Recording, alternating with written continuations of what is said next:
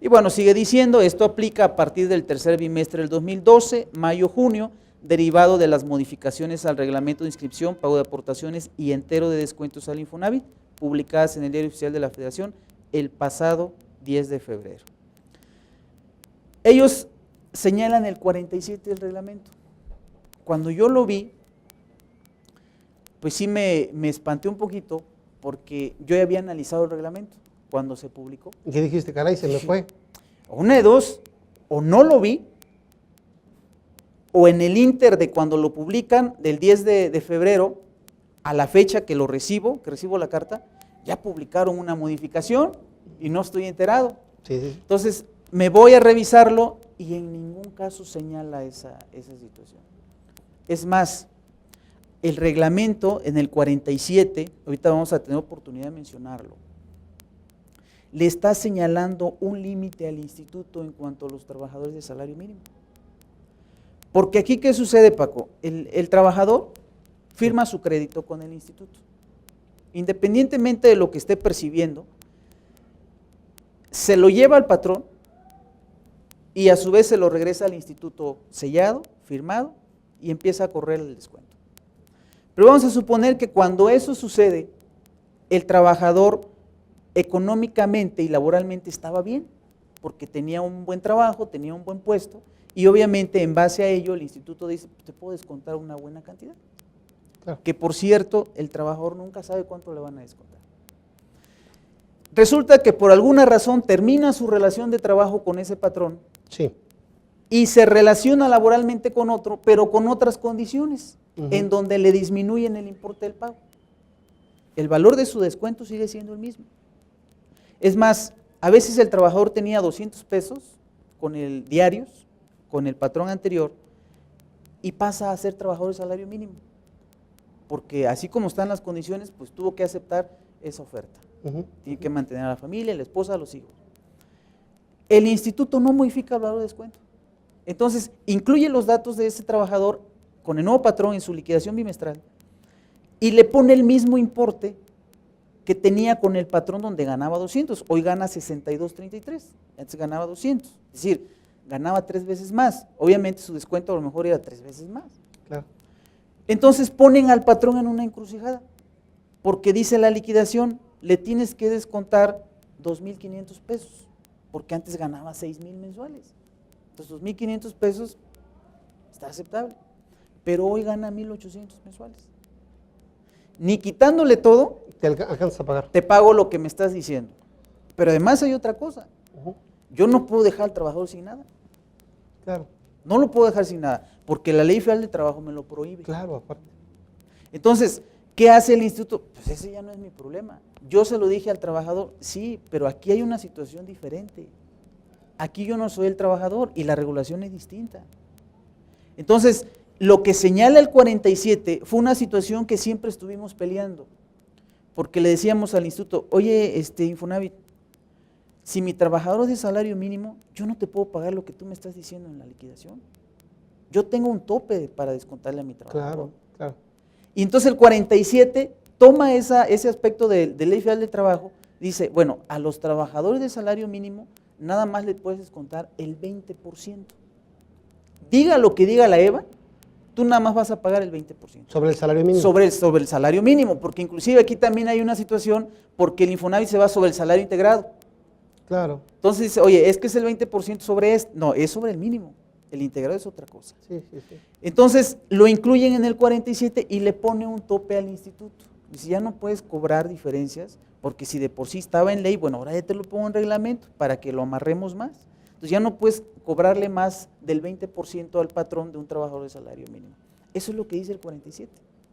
El 47 nunca se refiere a esto que me están señalando aquí.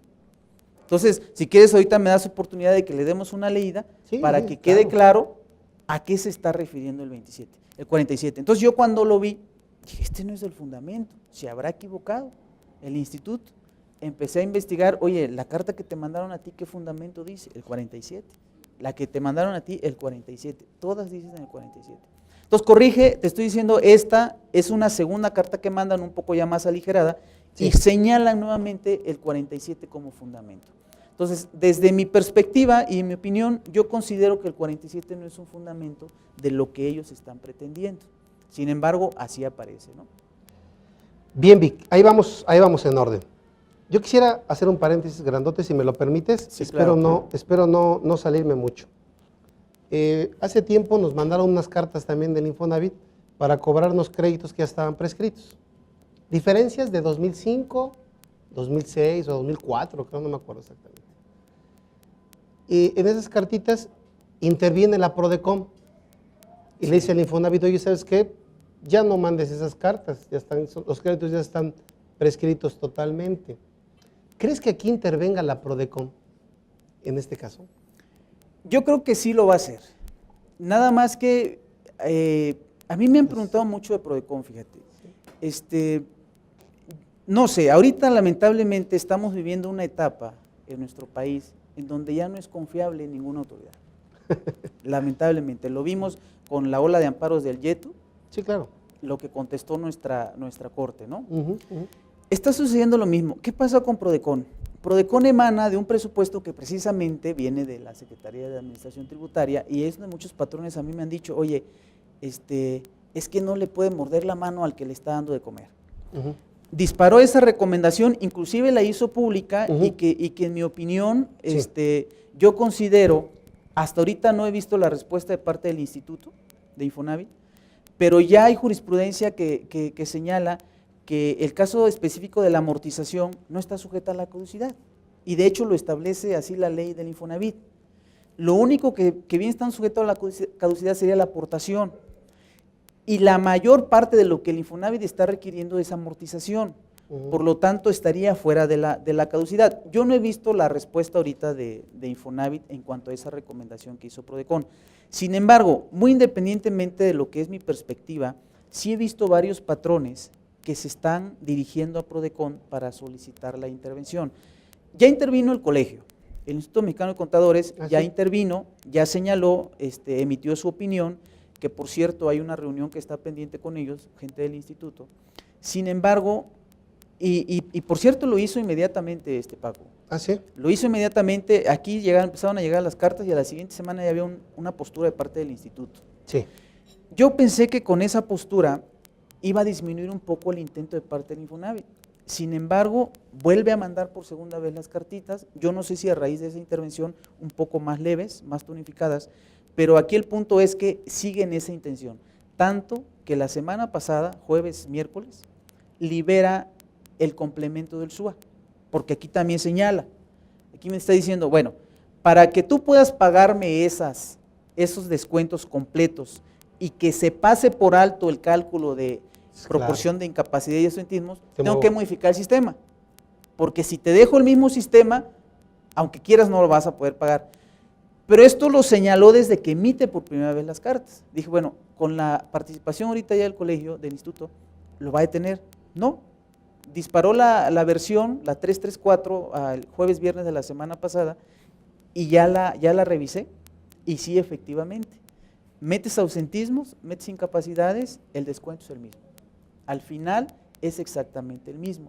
Lo que te dijo el instituto, sin importar ausentismos e incapacidades. Y fíjate, Paco, curiosamente, aquí sucede algo muy particular. Se basan en el 47. Sí.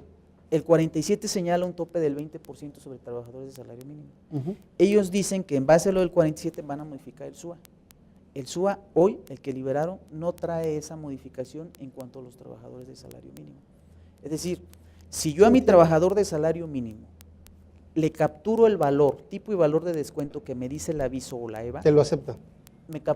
Al final me da exactamente la cantidad que me dice, sin ponerme el límite del 20%, porque esa parte que sí dice el 47 no se modificó, aparece tal cual. Porque no era esa la intención.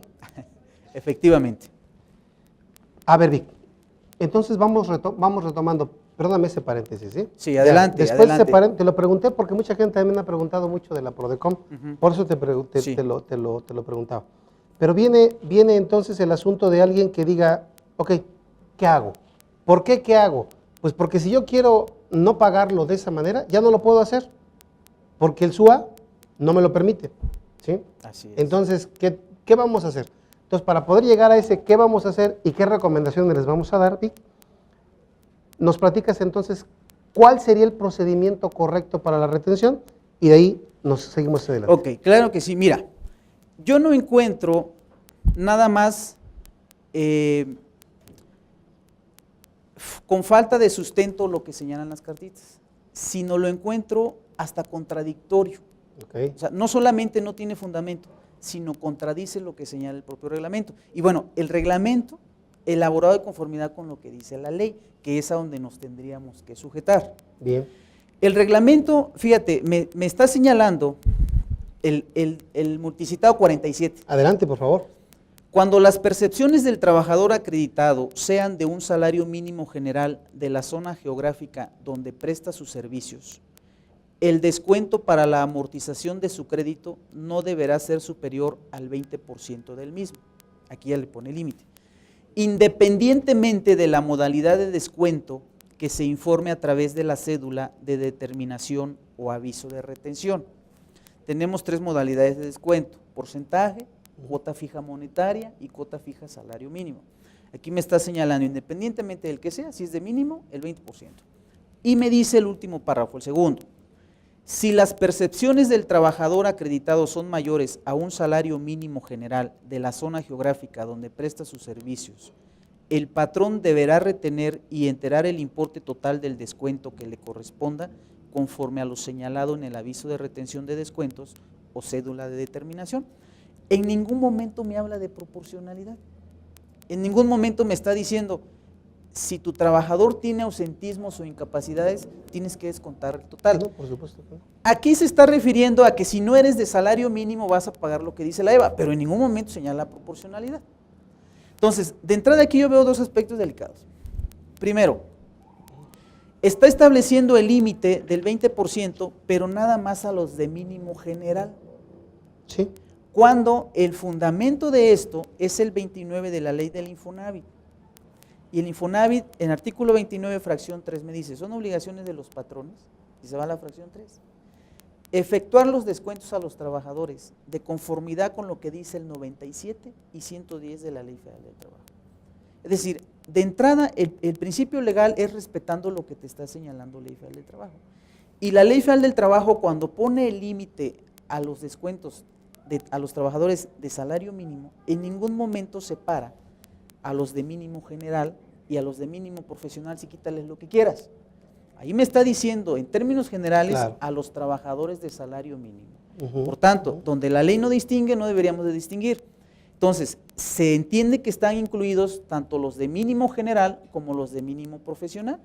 Entonces, si tú tienes trabajadores de salario mínimo, para pagar el Infonavit no le puedes descontar más del 20%. Pero aquí ya me está separando el 47 del reglamento y me dice, no, eso nada más hazlo con los de mínimo general. Con los de mínimo profesional no, es lo que me está diciendo. De entrada ahí hay una contradicción con lo que establece la ley.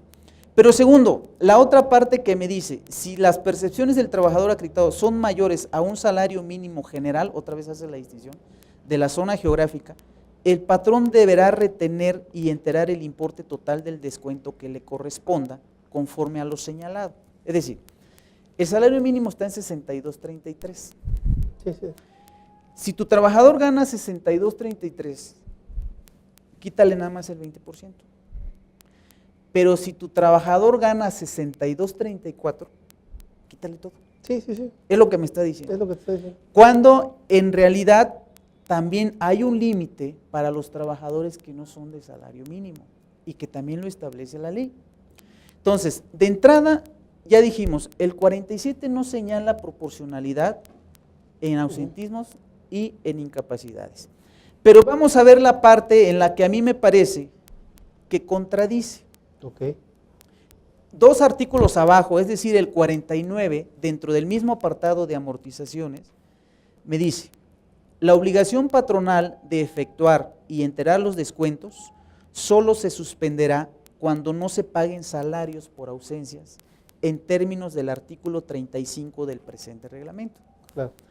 Y me dice el otro párrafo, tratándose de incapacidades, solo subsistirá la obligación de efectuar y enterar los descuentos cuando el patrón tenga celebrado convenio de pago indirecto y reembolso de subsidios con el IMSS. Entonces, no solamente arriba no me dice lo que ellos pretenden, ¿no?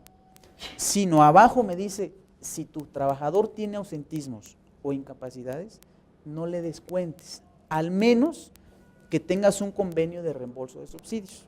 Claro. ¿Esto qué implica el convenio de reembolso de subsidios? Bueno, que yo hice un convenio con el Seguro Social y le dije, oye, Seguro Social, a mis trabajadores incapacitados no les pagues la incapacidad tú, se la voy a pagar yo. Entonces, ahí se entiende que hay una lógica.